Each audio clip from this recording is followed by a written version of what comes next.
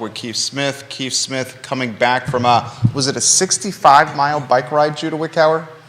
I think it was a 65-mile bike ride across the George Washington Bridge. He literally is in transit as we speak.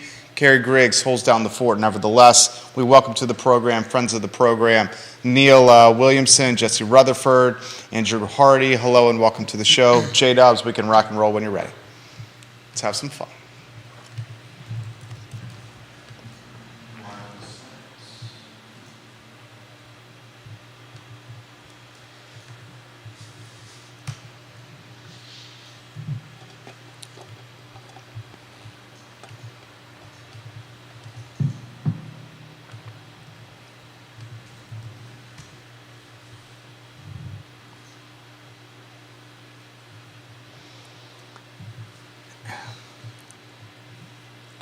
Good Monday morning, guys. My name is Jerry Miller, and this is Real Talk with Keith Smith. Thank you kindly for joining us. It's great to connect with you on the I Love Seville Network, a show today presented by Keller Williams Alliance. And one of Keller Williams Alliance's finest is in the studio, on the set. And dude, he is such a pimp. Kerry Griggs, 10, 15 seconds away. We'll give some props to Keith Smith. He went up the Eastern Seaboard to the Manhattan, to the Big Apple. I think it was a 65-mile bike ride. He's in transit now, coming back to Charlottesville. Nikki Chambliss will join us today here as well, team leader at Keller Williams Alliance. The show is dynamic, so you, the viewer and listener, can offer perspective or ask the experts. And Kerry Griggs and Nikki Chambliss embody that moniker, experts. Judah, why don't we first go to the two-shot, and we'll welcome Kerry Griggs to the show. Kerry, how are you, my friend? I'm doing great, Jerry. I'm doing great. Just living the dream. I love having you on the show. One of the few folks that come on the program that may have even more energy than yours truly, especially this early in the morning. My friend, since the last time we had you on the program, the chitter-chatter on Preston Avenue, on Main Street, up Rugby Road, and all over Central Virginia is Kerry Griggs is a real estate investor.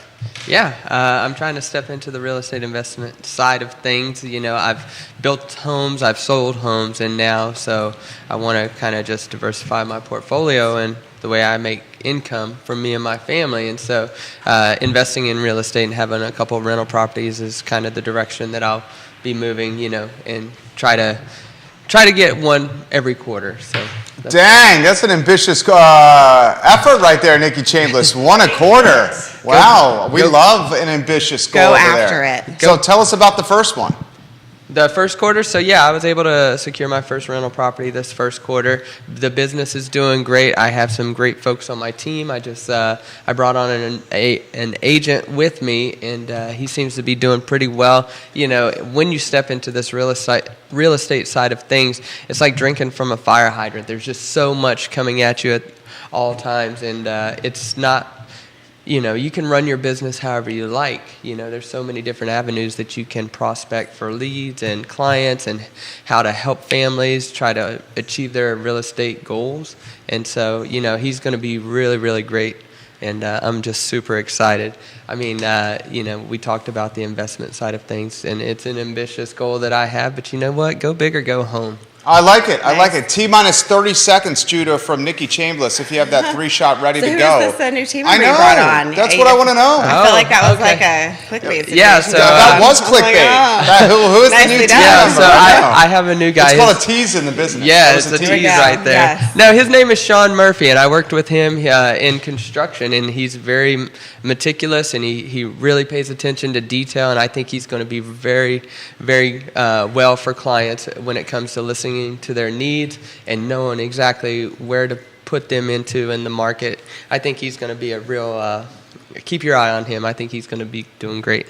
I like that. That voice you heard in the background is the distinguished, very intelligent, truly dynamic Nikki Chambliss, who is now on set. I was like, who are we talking about? The front woman of Cake Fight, team leader at Keller Williams Alliance, all-around cool person.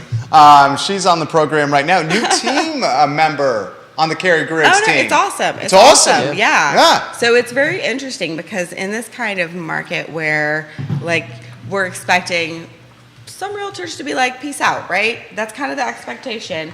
We also have a lot who realize that there's an opportunity here, because Carrie might be the most recent person to add a team member, but there are various people within our market center, our brokerage, where I'm having conversations about, hey, how do you build a team? And it's really cool because I can be like, hey, this is what Carrie just did. Yeah, no. I mean, I follow the Red Book, so, if you're not... Tell us about it. Familiar with that, that's a Millionaire Real Estate Agent, so written by Gary Keller. So I read that, or I listened to that on audio, so ADHD kicks in, and I can only sit still for about 30 minutes, so listening to it on audiobook is pretty good for me.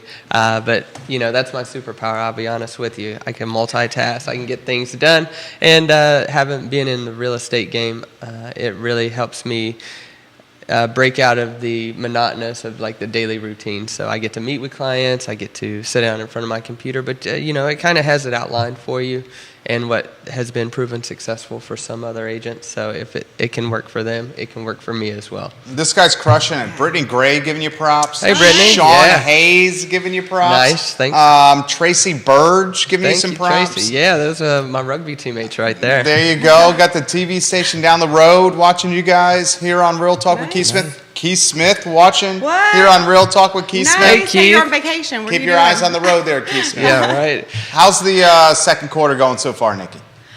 I mean, it's going. Like the struggles we've been talking about for a few weeks are still struggles, right? That hasn't changed. And it's interesting to hear, I don't know, a year ago we're having very similar conversations, truly. Some of it's changing a little, some of the outlying areas are a little different, but it also depends, like Carrie and I were just talking the other day, it depends on the pricing and the location, and whether or not it's winning the beauty pageant, really.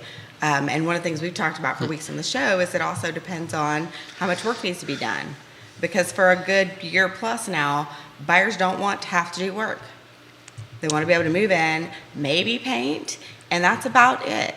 Partly because it's really expensive and challenging to find somebody to do the work in any near future. How do you characterize the market? Truly still seller's market? Oh, absolutely. Okay. Because it's been a seller's market that for a hasn't long changed time since I started in real estate, right? And even then, it was much more balanced when I started at the very, very end. Like, I really shouldn't even include 2016. I should have waited until January 1st and not had to pay extra quarter of association dues. But I was so eager and so excited that I wouldn't listen to anybody about that. So, no, it's been a seller's market since then. That hasn't changed. Has the market changed? Oh my God, yes. Yeah. So very much. But it's still been a seller's market. Now, the details of that market, and when we were looking at any particular area and those micro markets that we have, because all real estate is hyper-local, right? That's where the conversations, I think sometimes we're like, oh, but is it really a seller's market? The technical answer is absolutely, and I understand why the question is being asked, and here's the answer to that, right? So... That's a great take. Yeah, I mean, you're right. It's still a seller's market. We talked earlier in the beginning of this year that we were going to feel a shift, but I'm not feeling it as much as I once thought it was. Now, I know it takes a little while for the market to actually show what the numbers that we're looking at, but right now the inventory is just so low that it's still competitive out there. I submitted an offer on a property yesterday where they were collecting bids. 9 offers. Only been on the market 2 days. Oof. And that's not even in the Charlottesville area. That's between Charlottesville and Richmond. Can I ask the price point? Yeah, it was only like $270. Okay. It wasn't that's entry point. entry level, and these buyers out here that are scrapping for these first time homes. It's a very competitive market, and like I said, this is out in the country. You're about 45 minutes away from Charlottesville. All right, how about the follow-up question to this one? Okay. Is it more difficult now for first-time home buyers than it was during peak COVID? When rates were 3, when rates were 2.75. I'll set the stage and then get out of the way of the experts here. Okay, we have less inventory. That inventory has significantly appreciated in value since when rates were 3, which was March of last year. Since March of last year, we've had double-digit appreciation. On top of that, rates have 2x'd. So while there's potentially less competition, rates have 2x and values have what? 12, 14, 15%, depending on the zip code. Yep. Appreciation. Where you guys want to go? I'll start that Go for one. So do I think it's harder than what it was in peak COVID? No, not necessarily for Okay. first-time home buyers, only because you had those first-time home buyers that were in the market because they were getting a great interest rate and the money was almost free. Let's be honest, at 2.75, It's free money. Yeah. that's Yes, free it money. is. Yeah. And especially when it comes to purchasing a home. Right. So I think that with the interest rates, the Fed's raising the interest rate to slow down the market a little bit. I do think that that took some of the buying power from the buyers, so they may have to sit on the back burner. We're not seeing as many competitive offers that are in there, and I think people have had the opportunity to kind of adjust, educate themselves on the market since peak COVID, and be prepared for when they are ready to make that offer. Such a fantastic take. There's a Honda CRV on Market Street that's giving Carrie props for that take. With the root-a-toot of the horn right there.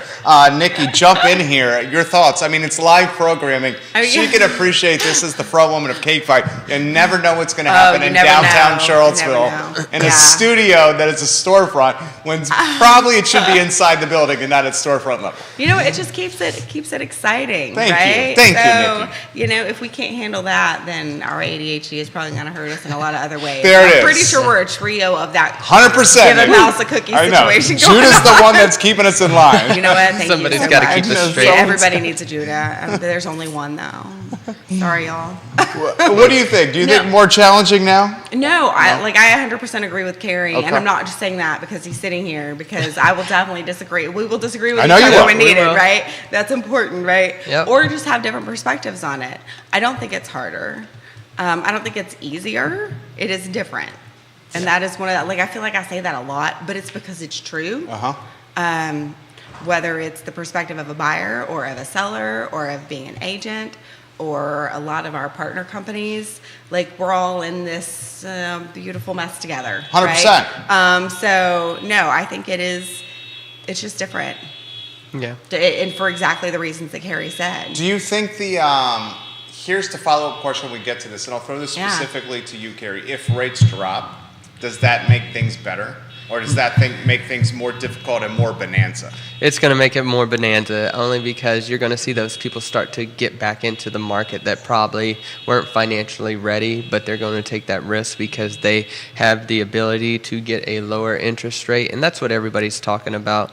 Everybody's concerned about the interest rates, or, they're trying to get in a good interest rate. And so once you get that, again, you have the sellers that had refinanced at 2.75, and at that point you might as well just keep your property and buy something else and use it as a rental because again it's free money at that point.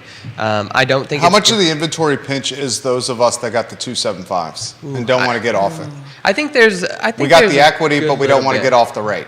I think there's a good little bit of that. I'd say about, if I had to just throw a number out there, I'd say probably 25% of the buyers are just really concerned about, well, I got this interest rate. I just had a conversation with somebody yesterday about selling their home, and they're like, well, I have less than 3% interest. I don't really, I don't think that I can get a monthly payment much lower than that at 6.5%.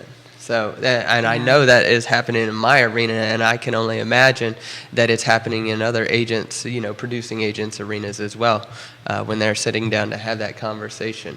Let's give the godmother some props. Donna Patton herself. Oh, yeah. She's watching the show. How about that? That's a good nickname, right? The godmother? Actually, The godmother, yes. yeah. The she does godfather? kinda- She's the godmother, right? She's the one that I'm here comes for and knocks this. on my office door when I mess up, Donna, and she's like, the hey, godmother Patton. I love it. Forever known. You are beloved on this set, Donna. That is correct. Michael Plecker also watching the Nice. program. Logan Foster, Ness Nice. Realty, hello. Lonnie Murray, hello. Kevin Higgins, hello. All right, this question for Nikki Chambliss. Summer, usually less because of vacations. Yep. Expectation that Yes. even less inventory this summer. Even less of everything. Okay. Truly. I really think that seasonality, I think we're seeing it. I think we saw it over winter, right? And I don't mean going back to like 2016, 2015, 2014 seasonality. That's just not the world we live in, right? Why is that? Because it's social, digital, mobile, everybody has access now? That combined with the lack of affordable housing, the lack of inventory, Also, price when it's increase. available, you jump. Yeah, well, I think it's a matter of there's just not enough out there and people are tired. So yes, seasonality, but the boom of spring and the lull of summer used to seem a little more extreme, but that's because there was more out there. There was more business to be had. So of course it seemed like there was more going on because there was. And so now there's not as much going on because there's a lack of inventory.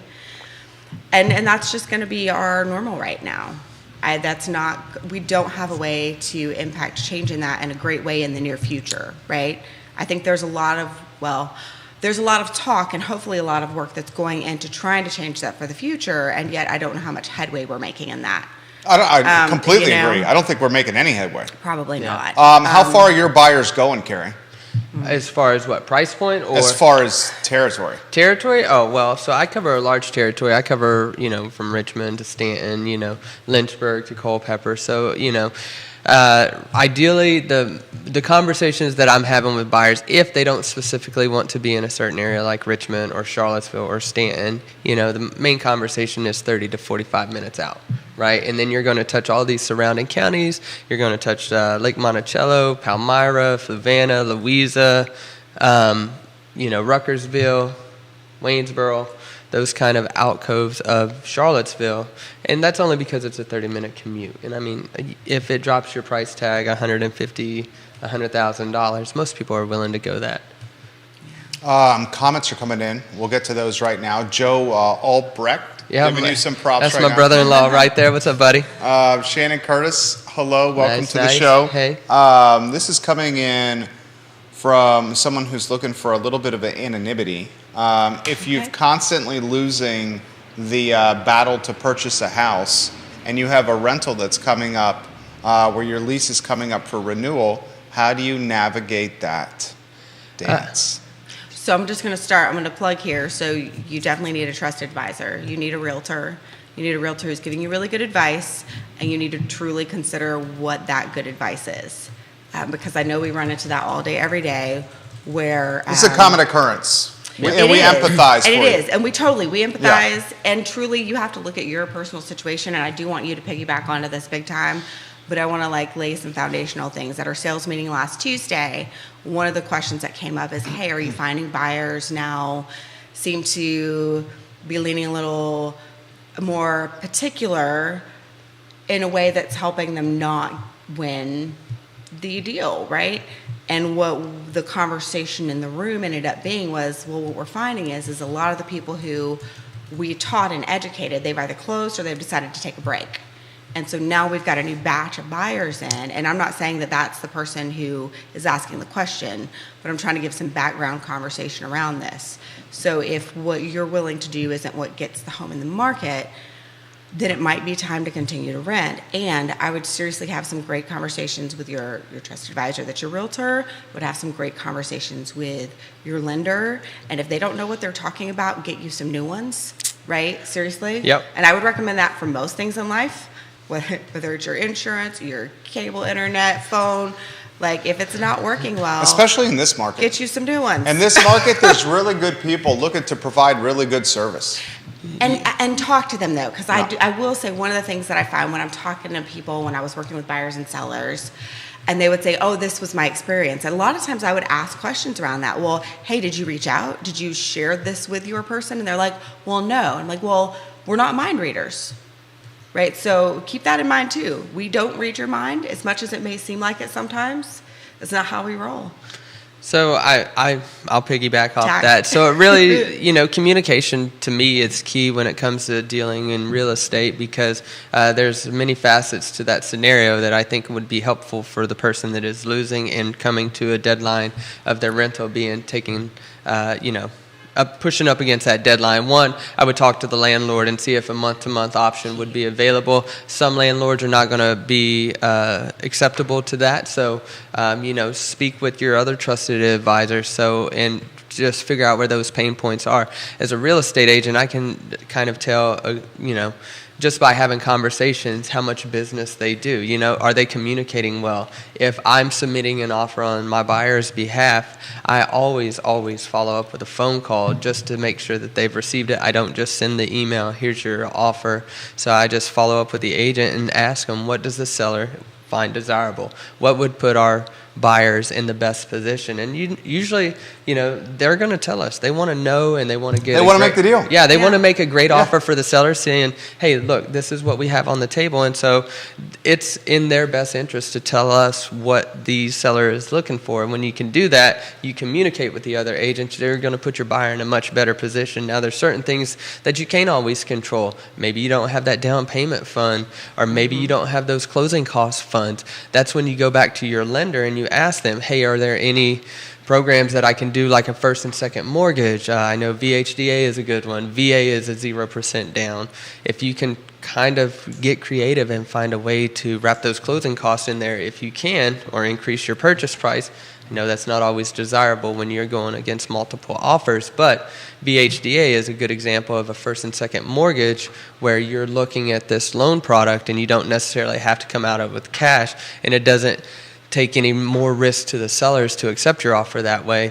And then also having your agents, if you are losing deals, why are you losing deals? Does your agent follow up with the agent and ask them where your offer has fallen short? Those are just little tips and tricks that I try to do for my buyers so that you're not losing every single deal 10 times, right? You might lose one or two of them, and we're professionals. We're in this business every single day, so we kind of get to see what happens every time we submit an offer. But if you have a first-time home buyer that's never been through this process before, and they think that their agent's just telling them to raise the price or put in an escalation clause to get a little bit more, that's not always the case. And in order for you to learn and experience that, you got to feel that burn a little bit to know that, yes, this is the market you're in right now. And if Dude. you...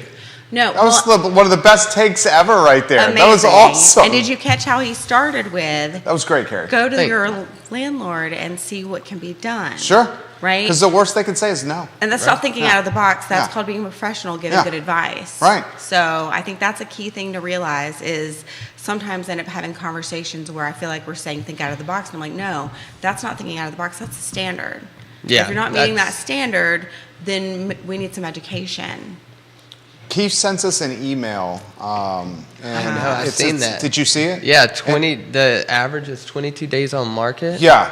The is national, right? Yeah. National average for days on market is 22. And I would say And you're even less around here. It's even It less is, around. Can you check Paragon for DOM around here? I would imagine it's can. single digits, right? Yeah, I would say On 7 average? days We'll or keep less. talking while Yeah, I get yeah. there. Oh, for sure, for 'Cause sure. also, like, I think he looked specifically, because he always goes back to, and I think it helps with consistency of What, Almar and Charlottesville? conversation. Well, he goes to Lake Lake Monticello. That's right. That's because right, when he you does. have one point, then A you can actually baseline. compare. Yeah, Yes, good call. right? It's good call, good call. So let me see. Well done, Nikki. So DOM, this is what Keith sent us before the show. He sent it to myself, to Carrie, to Nikki, to QB, to Quentin, to Judah. National days on market is 22. Yeah. We're talking like historically low DOM Didn't Taylor for this Swift write a country. song about that? Sorry. she? I don't I know. it was Do 20 you know that? something. Sorry. 22. The headline of Taylor what he Swift. sent Really? us Did she? I is feel like you the Googled that. savagely unhealthy housing market back. Do you want to take a crack at this, Carrie? Any take you have on this? So I don't think that it's going to be as savage as what it was in 2021, 2022. I think there's still opportunities in there. And again, I talk about having the right agent all the time and the right people in your corner. That's going to be title company, agent, lender. Having those people in your corner, and you just, again, get creative. There are so many avenues that you can do. You can do for sale by owners. If there's a particular location that your client wants to be in, you can always do driving for dollars, where you go around and you find the distressed looking properties, or maybe grown up yards, somebody that maybe not living in state, the absentee properties that we have around. Or if you even just want to have a better manage on your timeline, if you know that your rental is going to be up in 6 months, look at a new construction option. That would be a great option, and get in the location that you want. I understand that it's not at a price point that everybody can afford, but those that can, you can kind of dictate your timing. If you want to be 6 months out, go ahead and start looking now. If you know that your rental is not going to be the move that you're going to want to do, if you're going to stay here for long term, you want to kind of get ahead of the game. New constructions are always a good option. So I don't think it's going to be as savage as what it has been in the last 2 years. It's definitely going to be tight, but I think as more inventory starts to come to the market, people will have that opportunity. And I don't know if y'all have noticed, but there's a lot of new construction, new communities popping up, so it's going well. You are going to spend a little bit more days on market for new construction because people can't visualize it unless you have a model to walk through. And so I think that's going to be a little bit challenging for some of the construction, but I think it's a good avenue, though. Savage market, yes. Savage market, no. 22 days on market nationally is the baseline of the article. Is there like a... For the savage headline.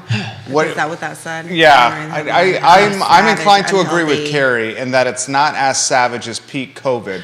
But No, DOM agreed. and Carr or Lake Monticello is what, 8, Oh, 9? hold on. Yeah, Let me go back. single Sorry. digit, It's I got would to be say. single digits. Yes. And actually, so I pulled more data because I wanted to be able to look at more things. And let me change it because now I'm like, oh, I should have just gone for that. 4,500 homes, often our Yeah. baseline. Oftentimes where folks go if they're looking to penetrate the market with a first-time purchase, although that neighborhood's changed and may be actually phasing out of the first-time home purchase, Lake Monticello, because you're probably looking, what, high 2s for the distressed ones, 3s for the ones that are in good shape for a starter at Lake Monticello for an entry point? I would say Okay, so 350 here's- is a probably 350 entry at point Lake? for Lake I'm looking at Monticello. closed in the last 30 days. Yeah? Lake Monticello. And I'm going to take out 2 outliers. One was Okay. 132 days on market, one was 238. Okay, so those need serious work. Those, yeah. And then there's one that actually is much, much higher than the rest that I'm leaving in just for Kicks and giggles. giggles. Yes, I was like, oh, don't say that. 41, right? Okay. Okay, so I'm going to leave that one for now. Oh, just kidding. Wrong way. Reverse. Also, did you know in that Toy the Bop It thing, apparently you can win? Crystal Berry giving you props. Kevin yay. McMullen giving you props. More questions coming in here. Even Katie leaving the Pearl's got a 40 comment here. Oh, Nice, love Katie. Katie. So even with the 41 left in there, the average days on market for that last 30 days is 7. For Lake Lake Monticello. Monticello. Wow. Okay. Now, granted, I'm So not that- going very far back, but Yeah. I'm trying to take a look at various 7 aspects here. DOM, days on market for Lake Monticello. Katie last Pearl says, I would month. say that the lake has a longer DOM than other Charlottesville area neighborhoods, but would love to hear what Carrie thinks about this. I would agree with Katie.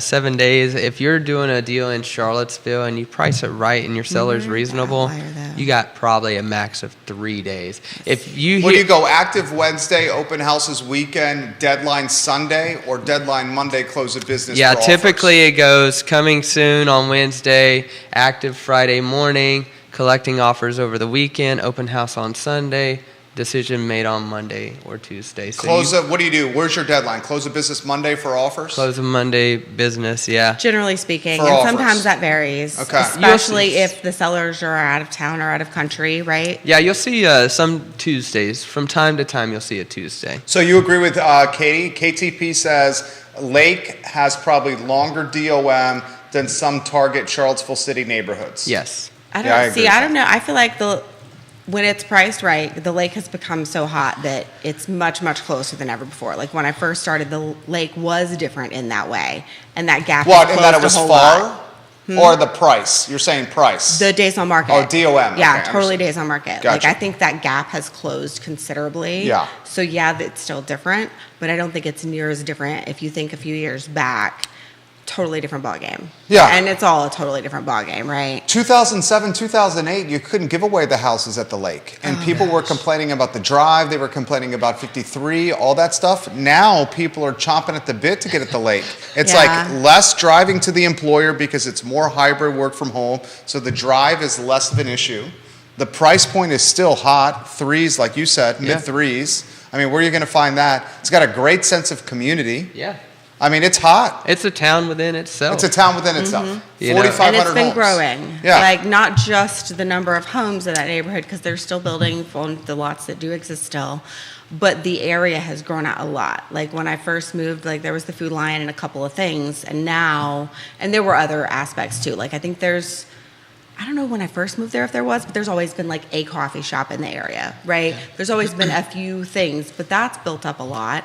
Zion Crossroads has built up a ton. Like I remember when that Walmart was first built. Yeah. There's a new Like, community and there's going in there just too. there's so much that's built up around these areas where it's like, you know what, they can work in Charlottesville and not do a single thing while they're here and handle everything there, either near the lake or Zion Crossroads. But if you look at it, let's just go anywhere outside of Charlottesville or, or Richmond. If you look at any of these communities around, I mean, you have North Point, which is north of Charlottesville. That one's growing so fast. You have, if you go towards the lake, you're going up 53, and before you go that roundabout, they're putting a new community there.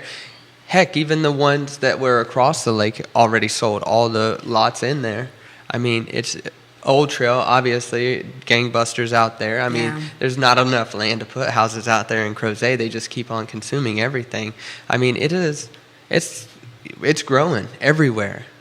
Jonathan Pushard for Nikki and Carrie, he says, while I understand the days on market are slim, when I'm doing my searches on the Realtor app, I'm noticing at the higher price points, there is inventory to choose from. Yeah, there is.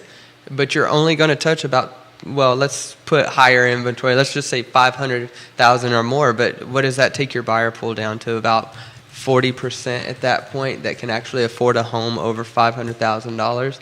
I mean, this does not help the first-time home buyers that are just starting out with the families, and that's not a starter home.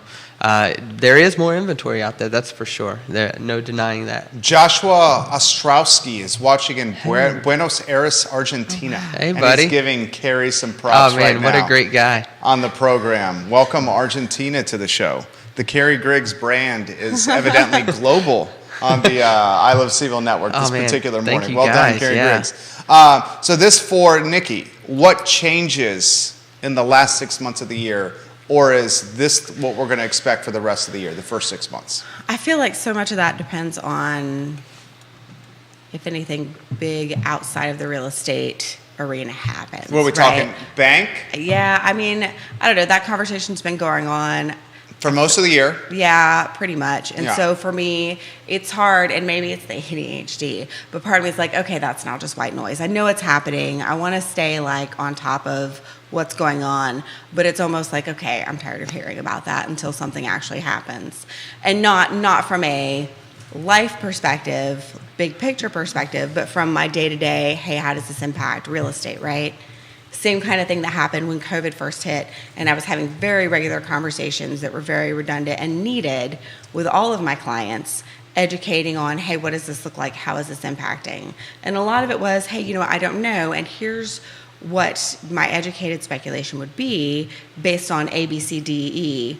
Is the bank thing coming Right. up with your clients? No. No? Okay. No. No. Is there anything like that coming up? Scott Gillespie says, Carrie, much respect. Hey Scott, what's up? man? What is the topic that's coming up with the supply chain that you guys deal with? I'm kind of curious to see what would it actually take for the housing market to slow down, because we've been, if you think about the last 3 years, we were like, oh, well, COVID's up, housing market's going to slow down because no one's going to be able to view houses, and I probably did one of my best years ever. I mean, that's at least and what a lot of people did. Yeah, that's at least what got me started onto this next couple chapters of my life, building out a team, making the transaction happen, helping as many families as we can try to help. I really thought it was going to slow things down, but no, not at all. It wasn't the COVID, it wasn't the riots, nothing. I mean, really, it's just kind of been no stop signs whatsoever. It's just So full what is throttle. the stop sign? I don't know. I'm curious to Is find it out. rates? No, But it seems Yeah. like rates have obviously stalled. No. They've the- stalled. And the- they did impact buyers because No. the market's still moving. Is that what you mean? Yeah, I Yeah. mean, I thought it was going to affect the business a little bit. I was like, yes, it took some of the buying pool down, as far as what they qualified for. Man, but there are still so many buyers out there in the market that have been searching, or that, like Nikki said earlier, we closed those buyers out, and so they already have a home now, and they're starting to live their best lives. But can you imagine if you would have bought a house in 2020, 2019, you can turn around and sell it right now, and you would have made, we joke earlier before we got on air, 50% of the value in the house now. I mean, in reality, you could probably get about 30% equity out of that just off of a 3-year purchase. Okay, which so is that's unreal. the position our family is in. Yeah. Okay, literally in that position. We talked about this briefly last week, but here's our plight. This we bought in March of 2020. Okay. And in March of 2020 was when we thought the world was coming to an end. Remember? We Yeah. were like going in places with like latex gloves on. And like Hazmat suits. you know, space Oh, yes. like people were wearing Yeah. Oh, for at the sure. grocery stores. That's when we had to take our shoes off before coming in the house because we thought the COVID was on the shoes. Oh, I Yeah. disinfected my groceries. Remember and brought them that? in. We threw our bags away. I know. We stripped after I going to the know. grocery store. Remember? Yes. That literally Yes. is what we did. Yes. I know, it's so crazy. So, but here's the problem, and we'll get to these comments that are coming in here. Here's the problem. The step up is also 30 to 40% more expensive. Yeah, you're and right. the step up is got a rate that's a 6 or a Yeah. high 5. You're right. So that equity gets eroded, and then the monthly payment is substantially more. You're right. It is. You know, we're living in crazy times right now. As far as like the real estate goes, it's like the Wild West. You know, you can try to predict it. You can try to, you know, get ahead of it. But honestly, I don't know how you're going to do it. You know, you just when preparation goes with like expectations, you know, you get a nice little successful combination right there. And if you are educating yourself on the market, you know, we do this day in and day out. You know, I have a daily routine that I follow and it's helped me be successful. What is the routine? I would you love know, to know that. I get up in the morning times early. I'm up around 6 o'clock. And Every then, day? It's most days, yeah. And then I try to do my morning routine, you know, look at social media, make sure I'm ahead of all things, check my emails in the office by 9. Maybe 9:30 as I'm fielding emails. I check the market every morning. I try to check the market 3 times a day. In the morning time, see what has come over overnight.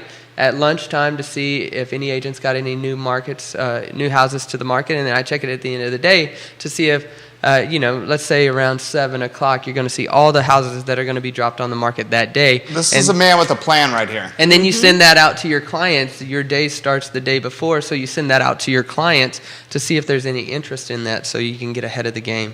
And so if you're constantly preparing for those moments to be ahead of the market and understand that, you know, you got to... I joke with my family all the time, and they give me a hard time, but I work 7 days a week, and what I consider work now is, you know, I'm on my phone right here, and, Yeah, no. you know, it's 100%. easy stuff. Even if It's we're not on our swinging a- phone, we're working. Yeah, it's not We're swinging a consuming hammer. our mind with work. Yep, Are you not? Oh, yeah. Always Yeah. going. Constantly. Yeah. We're Really? trying to constantly just be in touch with people, but I you have know, a hard time explaining that to people. I have a hard time explaining that to like family, to my better half. Like have the conversation with J-Dubs here. Like, you know, there's some reels that can help with that. I'm just- Yeah. Yeah. Well, I mean, like, leaving, when you walk out the door, being able to leave it. Yeah. I It- haven't been able to do that in 15 years. So there's 3 phases for me. I call it one's a job, one's a career, and one's a lifestyle. I have a lifestyle in Same. real estate, you know, and I'm constantly networking. I'm meeting great people, meeting new people, not to necessarily sell them a house,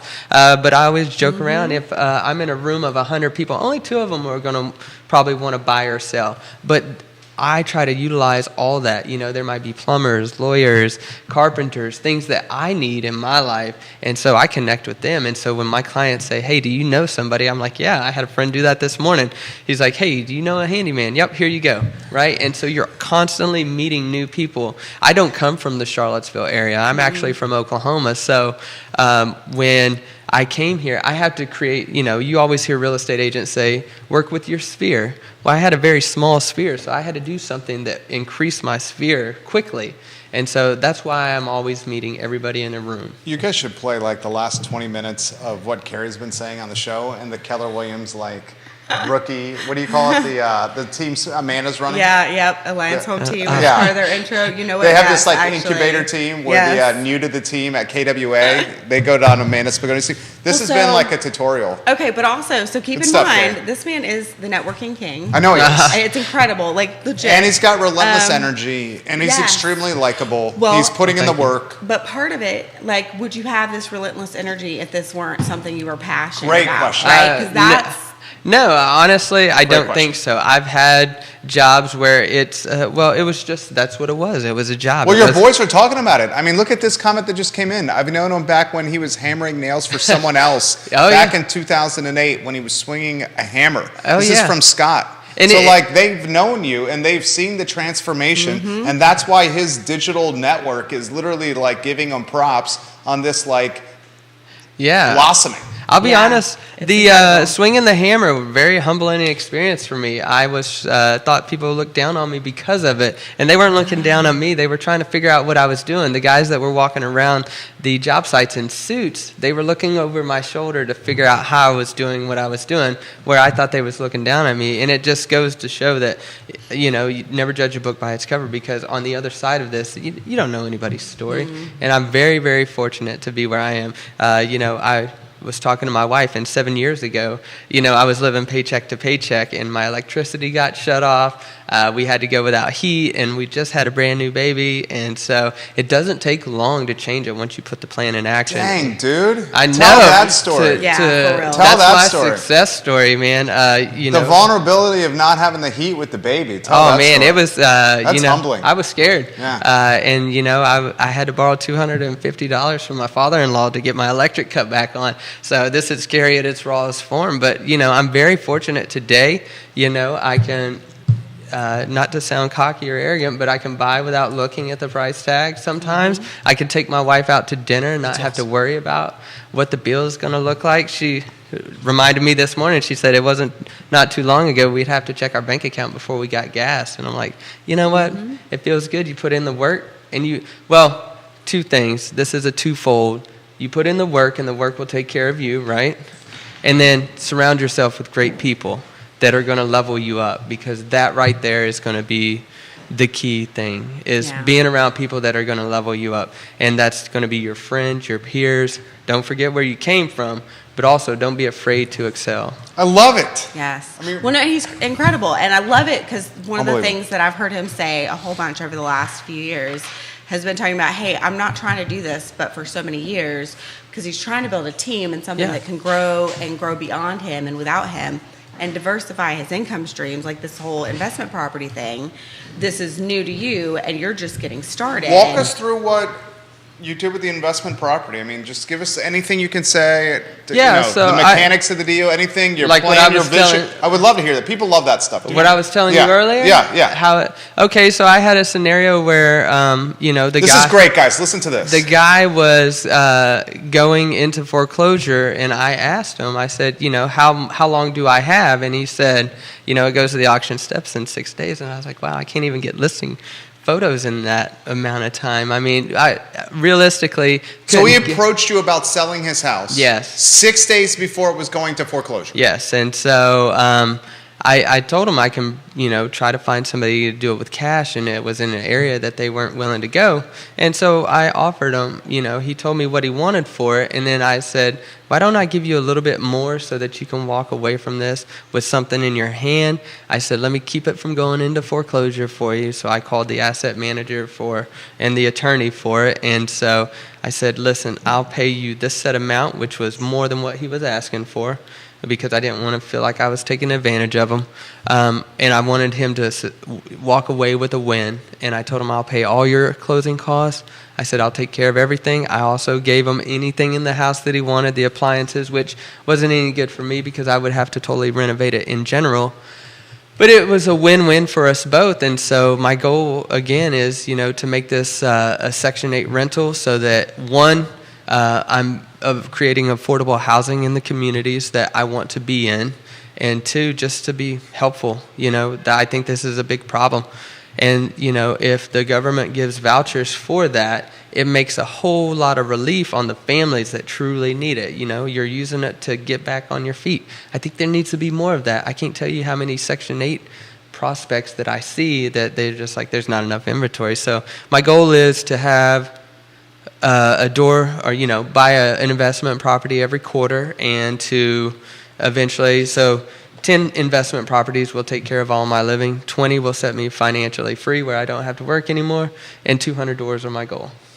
So So when you talk about doors, because you almost went there and then you corrected, I think, to make sure people understood what you're saying. When we're talking doors, because right now, what do you have? Is it a detached property? Yep, it's just a single-family detached property with a yard. It's small. Where's it at? It's in Stanton. Okay. It's small, but I kind of want to keep it that way so that it's easy, manageable maintain, for aging folks or people starting out, and it just seems to be easier to maintain the smaller properties. And don't get me wrong, everybody wants a big house because you can store it with lots of stuff, but for those people that need help, and they're just trying to get on their feet, let's start them off with something small. 200 doors is the actual doors itself. I would ideally like to have like a 16-unit apartment complex. That's going to be one of my next goals. I dabble in the commercial space as well. I showed a church this weekend, which was fantastic. Okay. Where was that? Nice. It was over there in Goochland County. Okay. I am getting a little bit more creative with this stuff, and it's all trial and error. Let's be honest with each other.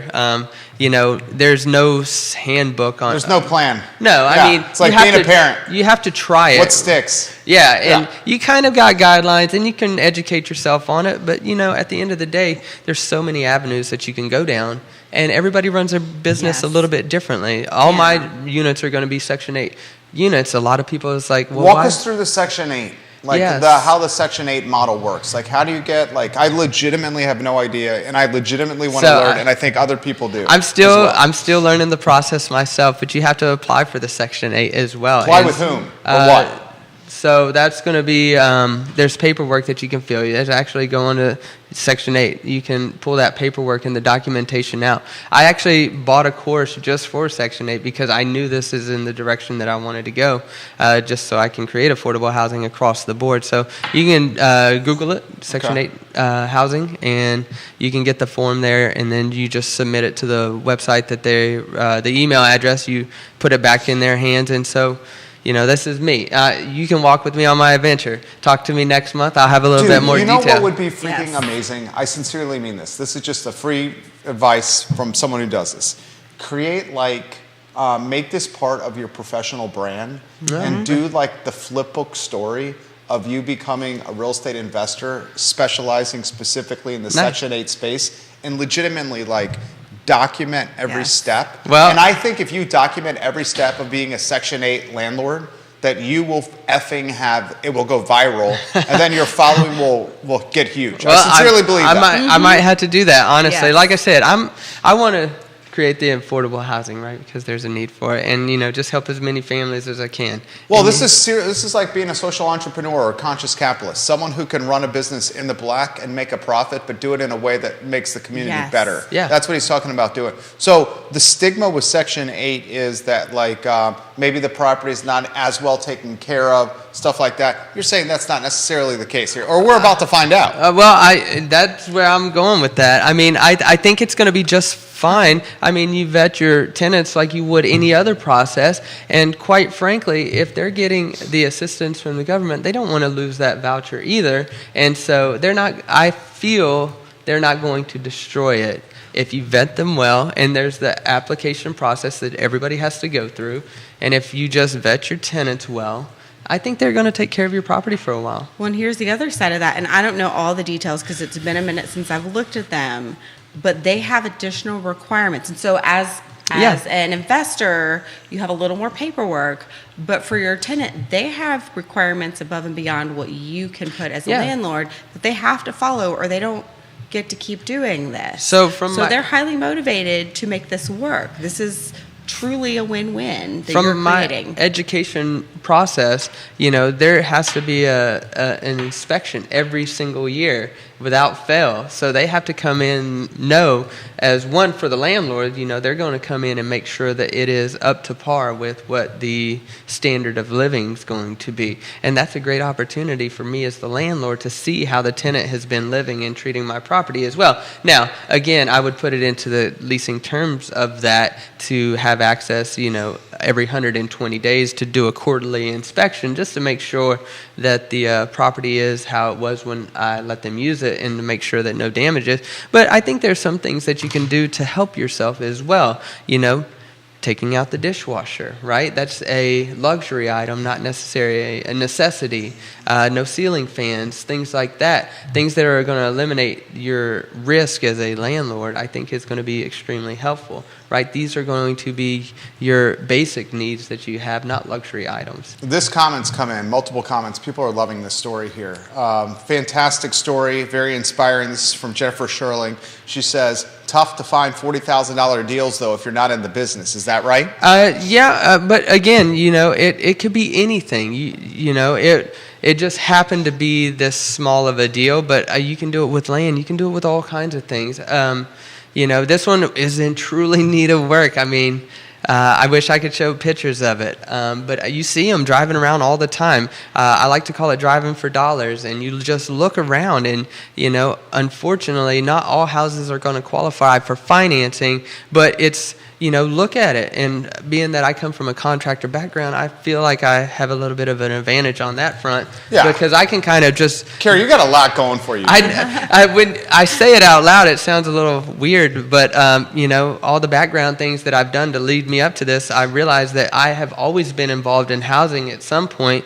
But I mean, you drive down the road, you see a house that has been caught on fire. Well, if you look at it, it still has a functional foundation. You have plumbing. You have the wires ran for the electrical. So now all you have to do is put it back to framing and building and a roof. I mean, I'm probably going to spend just as much, if not more, on the renovations than I did when I bought the property. So you have to just take that in consideration, and then you can do it, turn around and do the BRRRR method, right? Real estate investors out there know what that is. That's buy, renovate, rent, and then refinance. So, you get creative and things like that. And if you need some help, do an FHA 203K loan to purchase that property, then put the money into it that you need. So there's so many different products that you can use, and that's only 3.5% down. That's their money. That's other people's money that you're using to flip a home that you just went out and drove, and you, I call it skip tracing, where you contact the, maybe I'm getting myself in trouble here, but you contact the homeowner from the GIS and you ask them, hey, would you be willing to sell your property? I don't think there's anything wrong with that. Right? It's public record. Yeah, right? Public record, and you just you Google them, research them, and then you ask them. As long as they're not on the do not call registry. Right, there you go. That's what I was saying. That's the thing. A lot of people don't realize this, but you can pretty much figure out who owns any property. Yeah, go to the unless GIS. Even if it's owned by an LLC, you can kind of backdoor that as well. Yeah, it's just on the GIS. Yeah, just drive around for dollars. You see that distressed one with the grass growed up in the yard and the gutters falling down. They may be an absentee owner. They may not live there. They may live in another state or inherited something that they don't want to pay taxes on anymore. If you can bring them a price that they're willing to settle for, and then you turn around. Like I said, FHA 203K is a 3.5% down loan that you can borrow $200,000-$300,000 and do your renovations, put a tenant in there, or even just turn around and resell it. I love it. There's so many creative ways that you can do. There's no reason not to be able to be successful. Your boy Kyle Miller giving you some props. He does a lot of this stuff. He does, man. Kyle's a great dude. What's up, Kyle? He's a real estate investor. You know what? He's watching now. He's a podcaster too. You know what? I want to say thank you, Kyle. He had a sit-down meeting with me as I was going through these beginning stages of it. So I appreciate you, Kyle. Kyle, you're a good guy. He's come on the network a couple times. Yep. Nikki, what's on the mind over there? Okay, so the more recent comment was about Jennifer can only Shaw. find these things if you're in real estate. Essentially, she's saying if you're an insider, that's the only way. No, I would disagree. I think that it depends. There are lots of people who are insiders who don't have investment properties at all. No. Like that was a recent thing that happened last week where I was like, oh my gosh. I was having a conversation with actually 2 director of operations in our building. And I was like, I want your goals and dreams to be bigger than this. I want you to be able to do so much more. And I know you can. You guys are brilliant and wonderful. And wouldn't it be cool if everyone in our brokerage had an investment property? Mm-hmm. Everyone. Because we're all in real estate. Why wouldn't we not? But one of my first accesses to solid information about investing was BiggerPockets. Yeah. And a lot of those stories that I heard, even though a lot of the people who run that industry, that business that has become quite the booming business in various arms, the whole octopus going on there, they have their real estate license now, but they didn't start out that way. No. Not at all. As a matter of fact, they took a while before they finally gave in and got their license because it just, they finally decided, I don't want to pay realtors right now. I'd rather have that be another arm of my business. But they didn't do that until that made sense as a business, and it didn't for a while for them. But they were out there actively looking, researching, finding their jam. And like you mentioned, everybody's business looks different. There's a lot of fundamental keys and best practices that if you do work for you, you just have to find that thing, like in real estate even, like what's your jam? For a lot of us, our sphere of influence is one of our major jams, right? Not for everybody though. Not everyone follows that. Some of us are introverted and are like, you know what, that's not the way I'm doing this. No. Or we move from out of town and we're like, hey, you know, I don't have a sphere yet and I don't want to wait until I grow that, and I don't, you know, even if that's quickly. And so I'm going to go this route. Like, you know, the owners who are, my word just totally left my brain, people who don't live there but own absentee the home. Absentee owners. Thank you. I'm like, I know the word. Y'all help me here. Yeah. I love that so strategy. there are just a lot of different things there. So, you know, you don't have to be a realtor. Katie Pearl, and Katie, I 100% agree with what you just said here. She goes, I love Kerry so much. He's so willing to share knowledge. Yes. Yeah, so... you give, it's amazing. If you give more than you take, you end up winning at the end. Amen to that. But you know what I realized? That, you know, I can give you guys my secret sauce, and only 5 to 10% are actually going to take that advice and try to do something with it. And then they're going to choose a different path based on the secret sauce. And out of that 5 or 10% that actually going to take that advice, there's only going to be like maybe 1 or 2% that actually follow through with any of it. So it's not like it's actually competition. It's not. And you know what? I do it about... took me a while to learn that. I do about 8 to 10 grand worth of self-education every year, right? I buy courses. That's a lot. Yeah. Well, you know what? I told you spend 8 to 10,000. Did you hear that, dude? This, I swear to God, you should take this entire show and play it for like a KWA training seminar. I mean, you spend $8,000 to $10,000 a year of incremental revenue out of pocket every year. Yeah, now remember, 7 years ago, that's legit, dude. There wasn't power in the house. Yeah, there wasn't no power in the house, man. And he killed that's what I'm saying. And went after it, and now is no power in the house with a newborn baby. Yep. Yeah. Right. And was willing to share that too. Yeah, and that one. We appreciate you so much. I legitimately was like choking up over here when he was telling that story. I mean, I think he knew that too.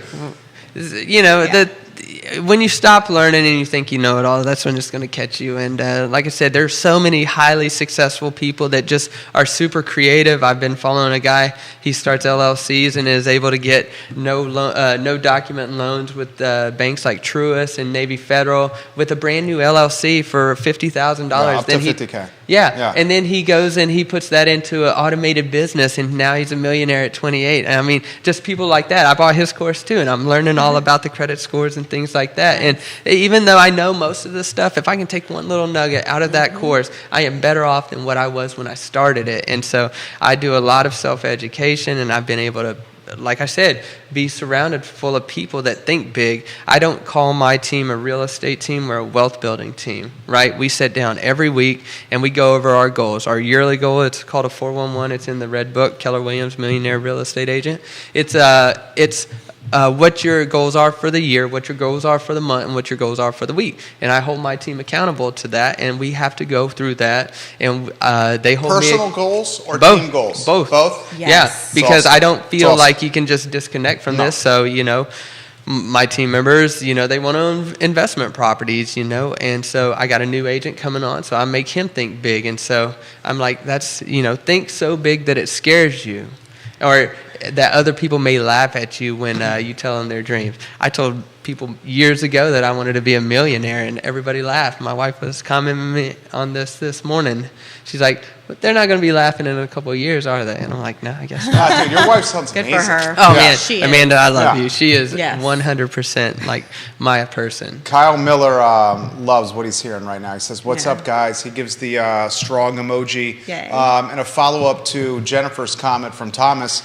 Well, if you want the inside information, sounds like you need to get with Kerry or Nikki. I mean, that's Thomas's comment. I mean, to Jennifer's You're not comment, she wrong. goes, do you only get the 40K deals if you're in the business and you're an insider? No, you can work alongside an insider, and they can pass it along to you.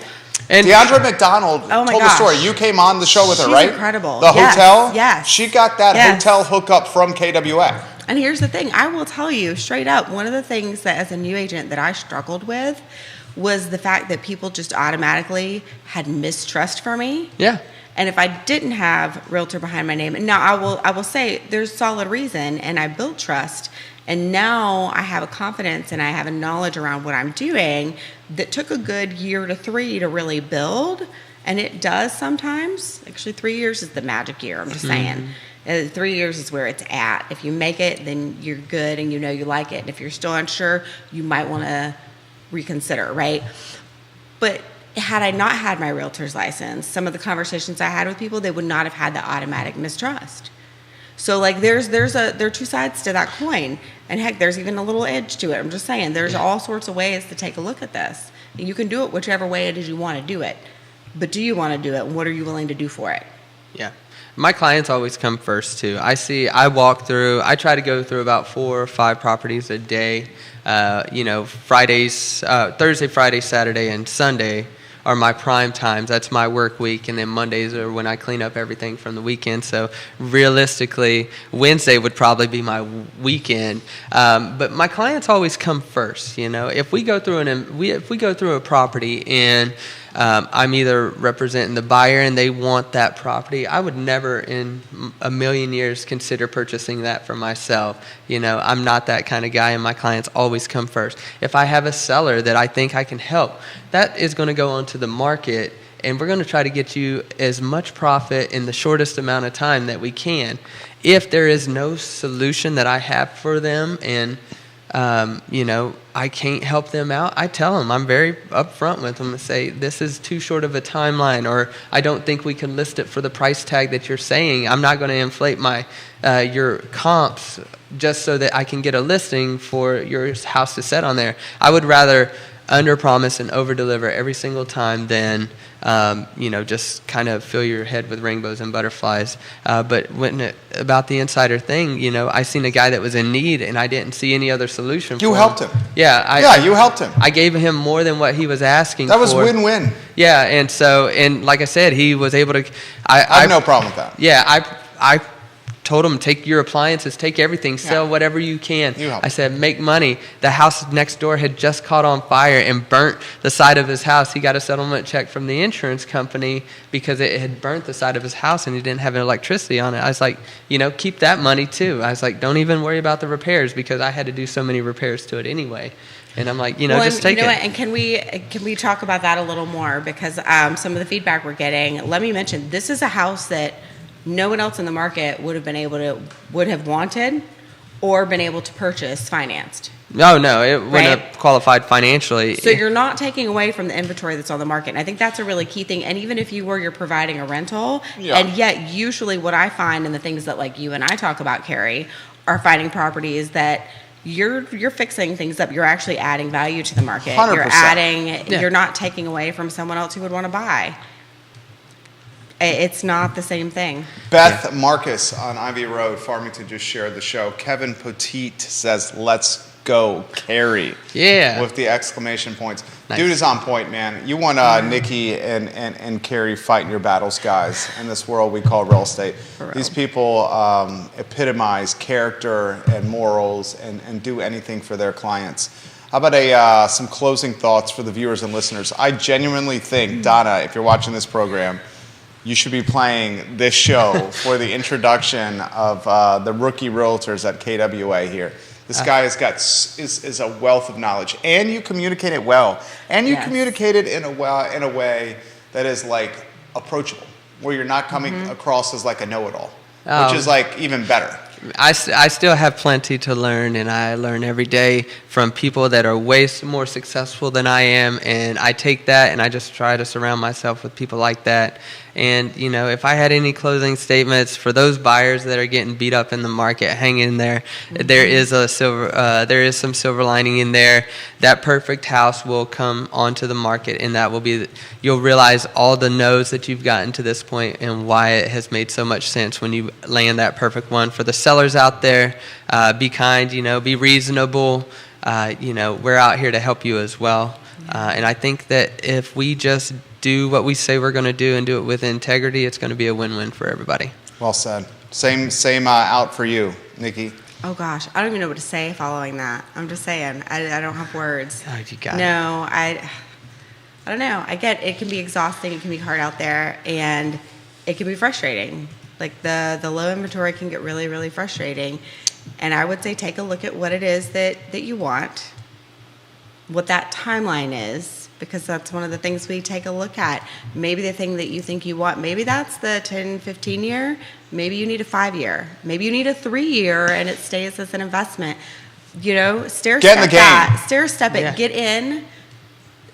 Do something, right? Have something. Have a part in the game at all. Don't just keep sitting on the sidelines unless you want to. If you want to sit on the sidelines, more power to you. There are so many valid reasons to do that. And yet the thing that I'm going to talk about on this show is encouraging you not to, because I have found incredible value and life change in being able to own my own home, which I did not when I first started as a realtor. Becoming a realtor was part of how I was able to do that, right? Enter the game of home ownership, know what I was doing, be able to help, be able to find a property that actually mine was financeable, but it wasn't something anyone else wanted and was willing to pay the price I was for it, right? And Yeah. it still shows that because it's still a work in progress. But get in the game. Start somewhere and have a plan forward, knowing that you're probably going to have to shift that plan. But if you don't know where you're going, then you're just kind of floating around. Awesome. And this is not a market to just be floating around in. No. Love it. I love the show. I do too. so Honestly, fun. it's It's a lot of awesome. fun. I Yeah. get to hang out with friends. As I'm I like just energized, talk. dude. Yeah. I seriously love doing It's a this. great way to start a Monday. I know, seriously, especially for a Monday morning. Now I'm just Yeah. like, let's go. Like I'm ready Yes. to like just go. I just want to like have Carrie around all the time. I mean, he's so It's great. pretty awesome, I have to say, because dude. I have him around all the time. Are you an office guy or are you like a floater? Is this positive energy in the office too? I hope so. I This hope is that- how he rolls all the time. Yeah, I Yeah. just love it. I love it. Yes. It's inspiring. Guys, Carrie Griggs, Nikki Chambliss, just fantastic people. Love when they come on the show. Nikki welcomes Carrie often. I hope she does it even more. Yes. Nikki, thank you for lining this interview up. Judah, thank you for executing the show today. The I Love Seville show is Thank up you, in Judah. an hour and 6 minutes. If you didn't find this inspiring, I don't know what's going to inspire you. The entire show will be archived at realtalkwithkeithsmith.com and maybe in the KWA handbook moving forward as well. Thank you kindly Gonna for QR joining code us. that. We will Yeah. see you in an hour. Take care, everyone. Awesome. Well done. Oh my Thanks, gosh, that guys. was incredible. Thank you, Carrie. Oh yeah. Yay. Well, hey, I want y'all to come with me on my Section 8 real estate journey.